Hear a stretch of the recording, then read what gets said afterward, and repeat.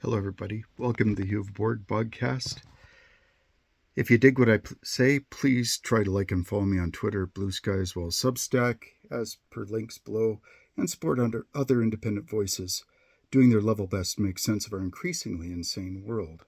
Thinking of Josh of The Enemy Within, Guard the Leaf, Todd Mafflin, Bill Kelly, Klaus Kellerman, people who inform my view because they know way more than I do about absolutely everything. My partship is understanding how geopolitics works or doesn't work, how military efforts fail and succeed, and basically understanding of where we are in the world. Being an old geek at this stuff, I tend to view geopolitics the way a lot of people view the Olympics or hockey. It's just my own personal side note. But anyways, to wit, today, March 13th, we got a lot of interesting problems happening in the world right now, and I don't see it getting any better anytime soon. Oil shocks, nuke weapons being discussed as reasonable policy, a war widening from regional to the intercontinental, as there's a possibility that the Horn of Africa will enter the chat next week, as the USN has by targeting an Iranian warship with the third torpedo launch war shot since World War II, not the first. The North Koreans and the British did it as well. But this declares the global high seas to be fair game for American SSN hunter-killer units. Russia's now off the hook. 19 million barrels of oil has been granted them to be sold at an extremely high price, which only puts more money in Putin's pocket, which he's again going to use to defeat Ukraine, as well as further his global control of American policy. The U.S. blockades of Cuba, that's another level.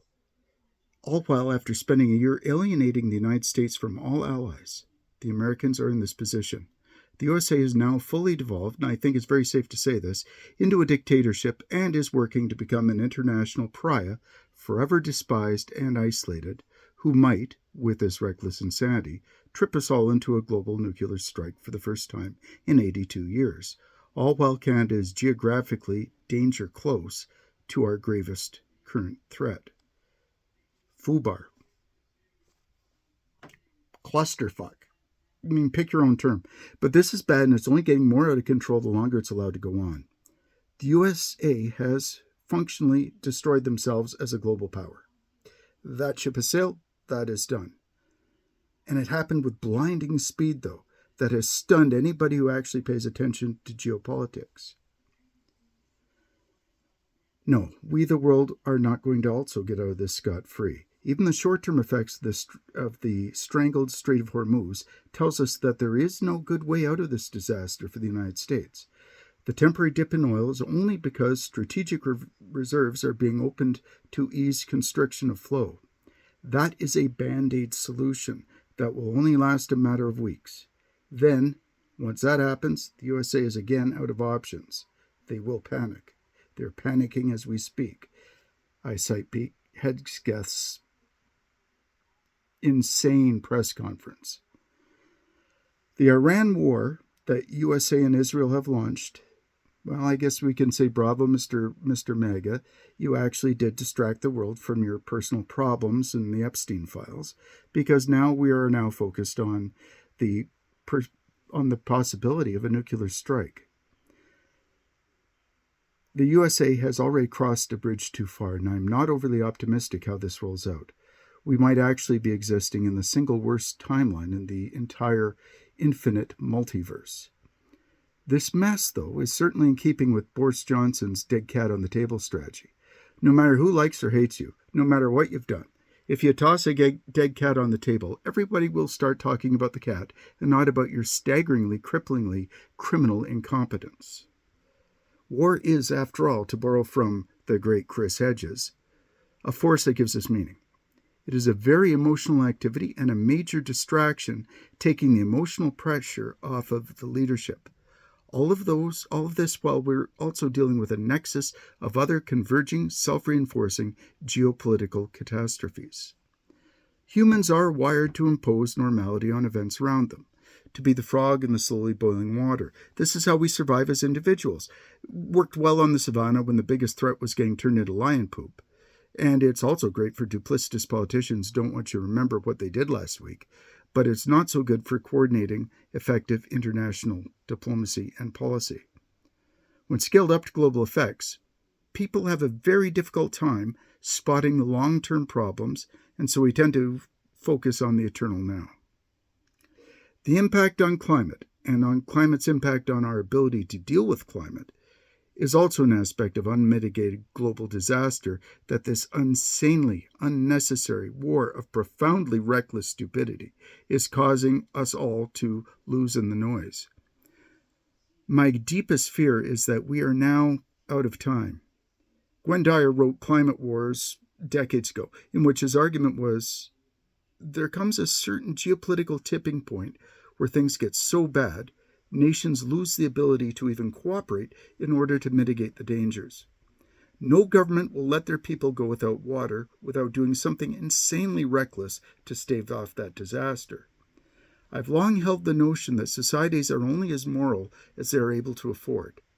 More energy equals more space available for complex civilization. Less energy means fewer options, and improvements in the human condition evaporate in favor of the arbitrary imperative presented by immediate problems. This is what we're now witnessing. We are again at the nexus of multiple converging catastrophes: social, political, economic, military, religious. Are we heading into a new dark age? This is in the cards. It's 2026, and I think it would be highly Pollyannish to discount the fact that we live in a complex time of international change. What we once trusted as a bedrock structural foundation of the world, global rules-based coexistence, where nations had means to cooperate and work together to resolve differences without resorting to violence, is gone. Our entire rules-based order has, in fact, been reduced from a foundation of concrete to maybe a concentration of gruel. I have no idea how this will play out. Indeed, events have certainly taken over the narrative, and we're all merely getting sucked along.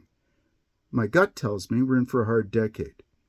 I suppose I shouldn't be a Debbie Downer, but I do believe that we must have full honesty on the ship's bridge, as any false data or happy feels is going to hurt us. As Carney noted, we have to accept the world as it is and work within that environment. Where are we heading? Well, I see the Iran war nobody wanted, started by mental toddlers with no understanding, and is backfiring badly, but still backed by multitudes of insane cult-worshipping lunatics, as being the gravest threat we currently face as a species. Other than climate, which is also being neglected as we focus on impending doom, well, I guess that's tied in as well because that is influencing this conflict. Once again, that's what I see. Working on a piece about mind warfare because there might be a fair number of questions about it, and my background was in littoral warfare in the Navy, and I do know how to go about the general parameters of hunting mines, finding mines, disabling mines, things like that. I'll be happy to give any sort of information to the public that I can about that. But once again, we're at a very, very important inflection point. So if you think what I've said here has any purpose or is useful in any way to you, please like, share, and subscribe this message if you find it useful, and drop a comment below because comments build the algorithm, help me gain street cred with this new world that I'm entering here in recording. And I promise you, I am getting better at the AV stuff, although it is a learning process. But we're all in this disaster together, and we must all work as a team in our communities, at national level and international level, if we're ever to navigate the rapids of fate that are before us. Anyways, that's all I've got from the bunker right now. So, Hugh of Borg out. Thank you for your time.